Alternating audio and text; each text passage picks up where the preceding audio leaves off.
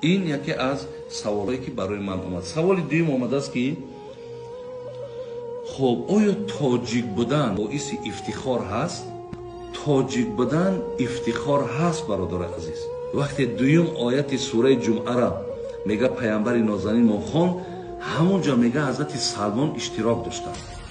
حضرت سلمان فارس که بگیم از مردم ما و شما همونجا اشتراک داشتن. میگه پیامبر من دستش در شانه امو ماند و چی گفت؟ او والذی نفسی بیدی، قسم بر خدای جانم در دست اوست.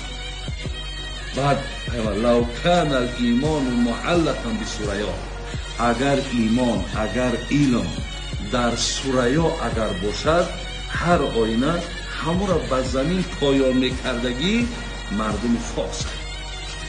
وقتی از زبان پیامبر مردم ما را، مردم فارسی ما را، تاجیکی ما را وقتی تعریف میکنند، برادر عزیز چرا جای افتخار نباشد؟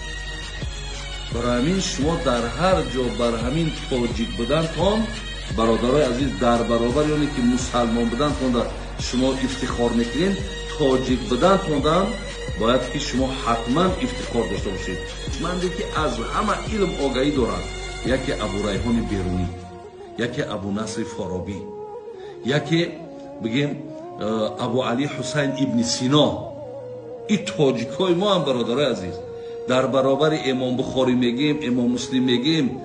وقتی گپ مقصد در سر طبیبا میروه، ببین ابوبکر رازی که به نام رزیس در اروپا مشهوره، تاجیک بود برادر عزیز.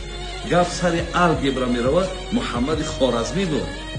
گپ سر مثال خیمیا و الیمنت‌های خیمیایی میروه که جدول مندلیف موندن، اینا اساس گذارش عمر خیام، اینا پدر کیمیا میگن. ما چه به همین خیل بگیم چقدر با ما قهرمان ها داریم، چقدر با شاعرها داریم، چقدر لشکرکش ها داریم، چرا ما افتخار نکنیم؟ البته باعث افتخار برادر عزیز. الاساس من الحمدلله رب العالمین زمانی که با علمم با دینم وقتی مینازم افتخار میکنم، در پهلک همین در گوشه همین تاجیک بودن من گذاشتگیم که من با تاجیک بودنم برادر افتخار میکنم. برای همین خداوند برکتتون که دادرای عزیز همه وقت با تاجیک بودنتون در همه جا گردناتون را بلند کنید که شما نمتری مردم داشتین که امروز همین مردم بیرون از علم همین مردم ما پیشرفت کردیم. همین طریقی که ما تنبلی کردیم به اهمیتی کردیم، ولی مردم دنیا همش از همین اساسگذارای ما گرفتن، مقصد علم آموختن و پیشروی کردن.